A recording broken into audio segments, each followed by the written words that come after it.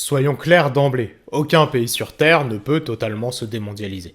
La mondialisation, commençons par là, qu'est-ce que c'est? C'est l'interconnexion des économies à l'échelle mondiale, la circulation des biens, des capitaux, des idées, des personnes. C'est ce qui fait qu'un t-shirt ou une chemise peut être designé en France, puis fabriqué en Chine avec du coton issu de l'agriculture égyptienne avant d'être revendu en France.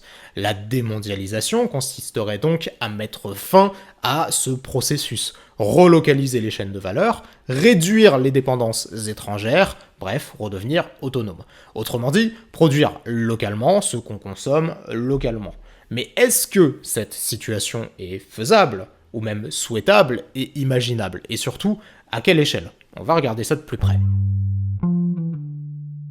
Prenons le smartphone, produit directement, ciblé par Trump ces derniers jours, avant de changer d'avis. Si j'assemble un smartphone aux États-Unis avec des composants fabriqués en Asie, est-ce qu'il est made in USA? Bon, dans ma définition personnelle, ce n'est pas le cas.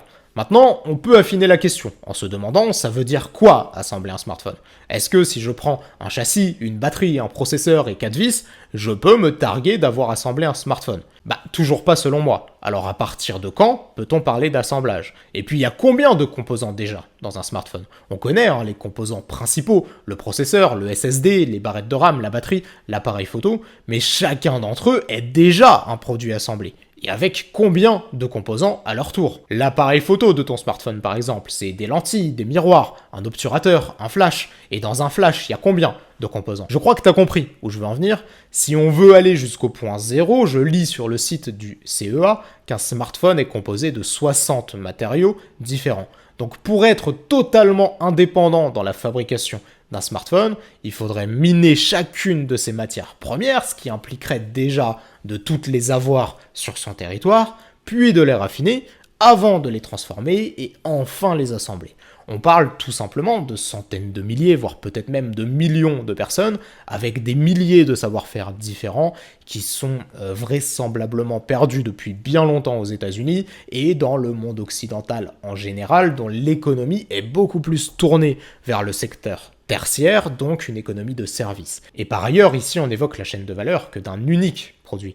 Il faudrait dans les faits faire la même chose avec les voitures, l'électroménager, la production énergétique, qu'elle soit nucléaire, solaire ou éolienne, et j'en passe. Dans les faits, démondialiser l'économie impliquerait au passage de retrouver un niveau de vie similaire à celui précédant la mondialisation. Bon, là j'ai évidemment pris le cas extrême d'une démondialisation totale, mais je ne pense pas que Trump et ceux qui le conseillent soient stupides et ignorent la non-faisabilité de la chose. Alors, que cherche Trump réellement?